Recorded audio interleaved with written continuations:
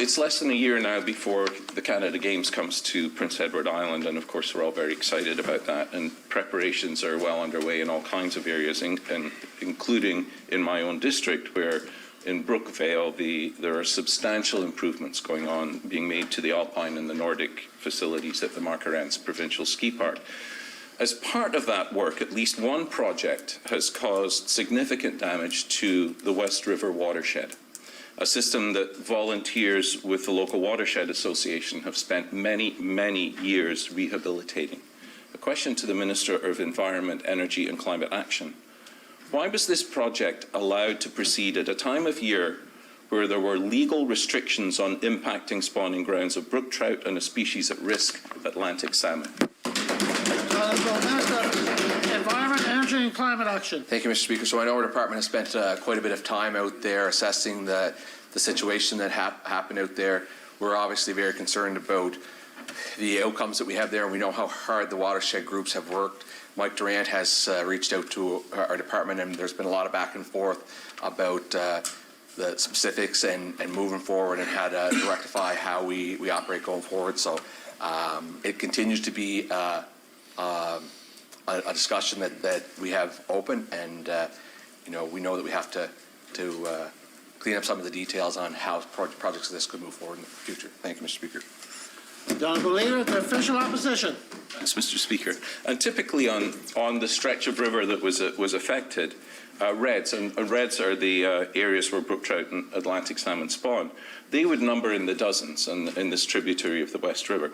And this season, when they went to look, there were 0 salmon reds and very few brook trout reds identified.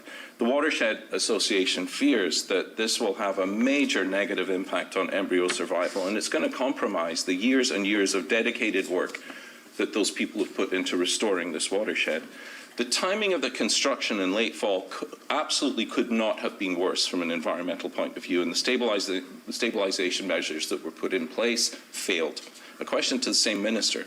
Why was there not better oversight from your department, and what are you doing to ensure that this never happens again? The Honourable Minister of Environment, Energy and Climate Action.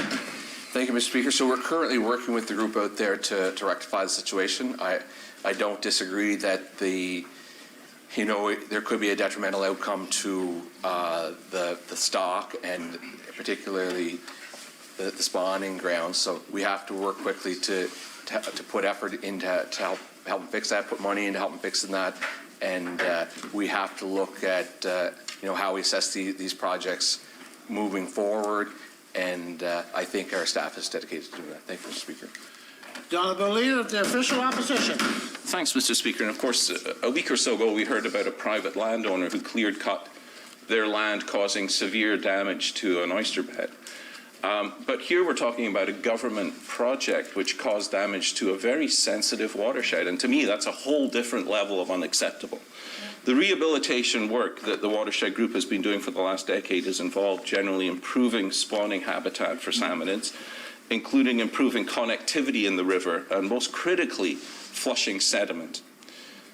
This one government project has set their work back years, and they are understandably very upset about that.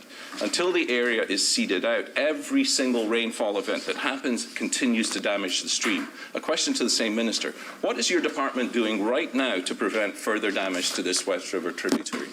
Honourable Minister of Environment, Energy and Climate Action. Thank you, Mr. Speaker. So we're working with the contractor right now on remedying the situation, so we do know that there needs to be an immediate remedy. The staff has worked on this. We have heard from the watershed groups. We know that they're not happy, and obviously as we move forward and we do projects, not just government projects, but when projects get approved that are in those areas, we have to involve the watershed groups earlier so that we know how it's going to impact, if it's going to impact. And member from Monaco-Kilmuir had asked me questions about the Cove Head Bay situation here not that awful long ago, and we talked about how we have to get tougher on some of these things. So I think we have to get tougher, but we have to have the right people at the table earlier on in the process, and those are the discussions that we're currently having with the Watershed Alliance to say we got to fix. We know we have to fix, and where do we see you plug in, and where do you see yourself plug in, and how can we make this so this isn't happen again, because obviously we don't want to have a devastating effect on the West River system because of this, which we may, but we think we can remedy, and we don't want it to be ongoing. Thank you, Mr. Speaker. The Honourable Leader of the Official Opposition. Thanks very much, Mr. Speaker. And the Central Queens Watershed Group is one of course, dozens of watershed groups across this province who are doing exceptional work to protect and enhance the delicate waterways across our province. And we often talk in this House about how valuable the work is that they do, and we appreciate it. And considering the amount in the budget that we give to them, I don't think there's any work in this province that gets a better return on every dollar than the work of the watershed groups. A question to the same minister: why is your department allowing projects to be permitted that are undoing the fantastic work done by these dedicated volunteers? The Honourable Minister of Environment, Energy and Climate Action.